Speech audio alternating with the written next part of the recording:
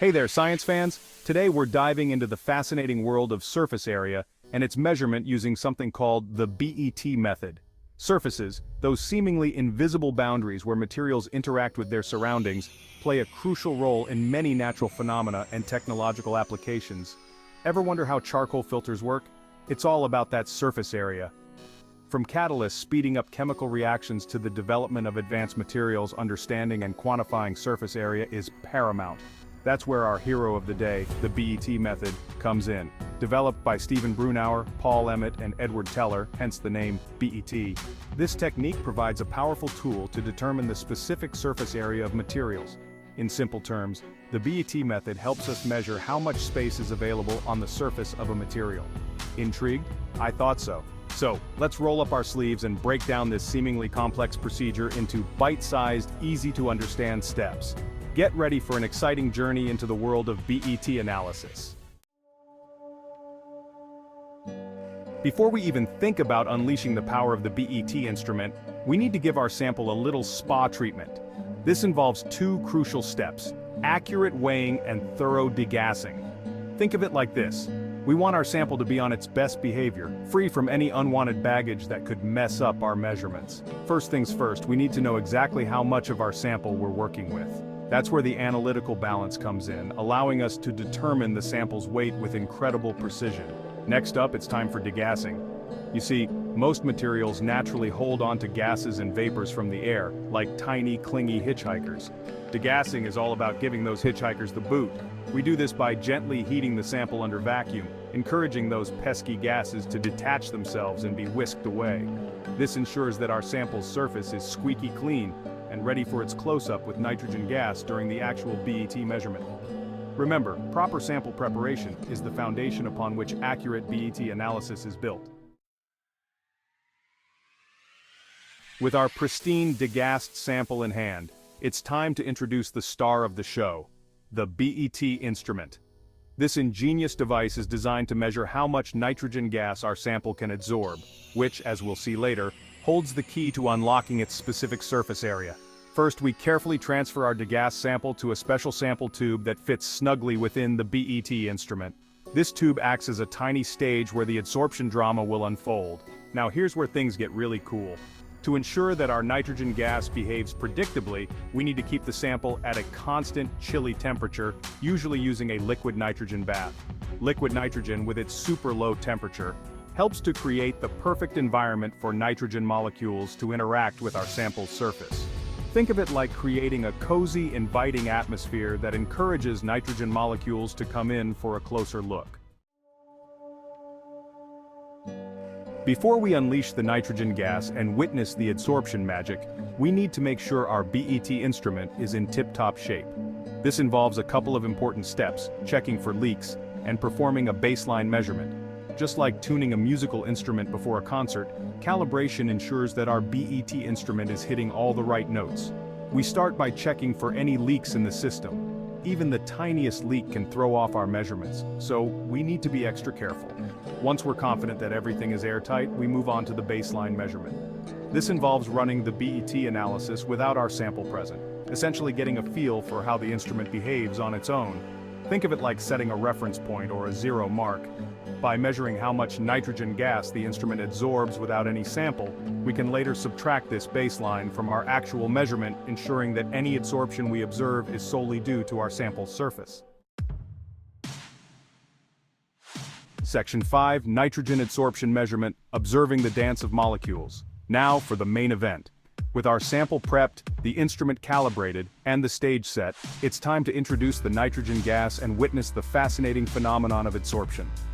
We carefully dose the sample tube with precise amounts of nitrogen gas, allowing it to interact with our sample's surface. At the heart of the BET method lies the understanding that nitrogen molecules, at their chilly operating temperature, tend to stick to surfaces. As we introduce more and more nitrogen gas, those molecules start to cover the sample's surface, like a microscopic layer of molecular Velcro. The BET instrument carefully monitors this adsorption process, measuring how much nitrogen gas is taken up by the sample at different pressures. This adsorption dance between nitrogen molecules and the sample's surface continues until a state of equilibrium is reached, a point where the rate of adsorption equals the rate of desorption. By carefully controlling the pressure and measuring the amount of nitrogen gas absorbed at each step, we gather valuable data that will allow us to calculate the sample's specific surface area. Section 6. Data Analysis. Deciphering the language of adsorption. Now that we've witnessed the elegant dance of nitrogen molecules and collected a bunch of data points, it's time to put on our detective hats and decipher what it all means. This is where the real magic of BET analysis happens. Remember those data points we collected representing the amount of nitrogen gas absorbed at different pressures? These data points hold the key to unlocking the sample's specific surface area. To make sense of it all, we create what's called a BT plot, a graphical representation of the adsorption data. Don't worry, it's not as intimidating as it sounds. The BT plot helps us visualize the relationship between the pressure of nitrogen gas and the amount adsorbed, revealing a characteristic S-shaped curve. By applying a bit of mathematical wizardry and linear fitting to a specific region of this curve, we can extract a crucial parameter called the BET constant, C. This constant, along with other parameters, allows us to calculate the monolayer capacity, the amount of nitrogen gas needed to form a single, complete layer on the sample's surface. And once we know the monolayer capacity, we can finally calculate the holy grail of BET analysis, the specific surface area. Section 7. Reporting results. Sharing your surface area findings. After all that meticulous work, we've finally done it. We've determined the specific surface area of our sample using the mighty BET method. But our job isn't done just yet. Now we need to share our findings with the world, and we do that by reporting our results clearly and accurately. When reporting the specific surface area, it's important to include the units, which are typically square meters per gram, M2G. This tells us how many square meters of surface area are present in every gram of our material. But wait, there's more. We also want to report the BET parameters we used in our calculations, such as the BET constant, C, and the linear region of the BET plot we used for fitting. Think of it like showing our work in a math problem.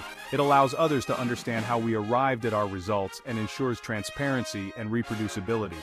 By reporting our findings in a clear and comprehensive manner, we contribute to the ever-growing body of scientific knowledge and help advance our understanding of materials and their fascinating surfaces. Section 8. Practical Tips and Precautions. Navigating the nuances of BET analysis. While BET analysis is a powerful tool, it's important to remember that the devil is in the details. To ensure accurate and reproducible results, here are some practical tips and precautions to keep in mind. Sample handling.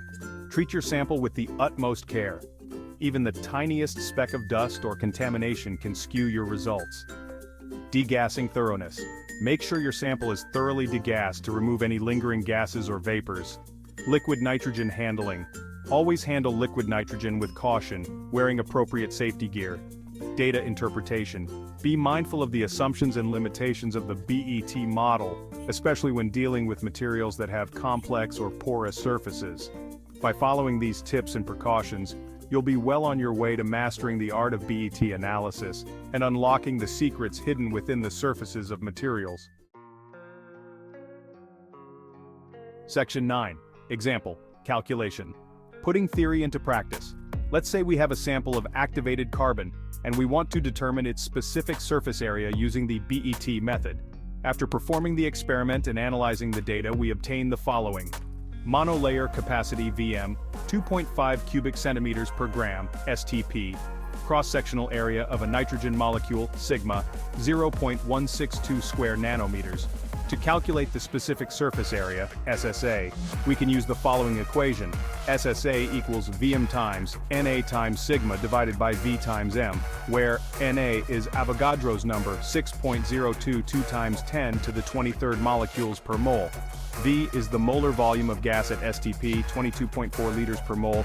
M is the mass of the sample. Plugging in the values. SSA equals 2.5 cubic centimeters per gram times 10 to the minus 3 liters per cubic centimeter times 6.022 times 10 to the 23rd molecules per mole times 0.162 square nanometers per molecule times 10 to the minus 18 square meters per square nanometer, divided by 22.4 liters per mole.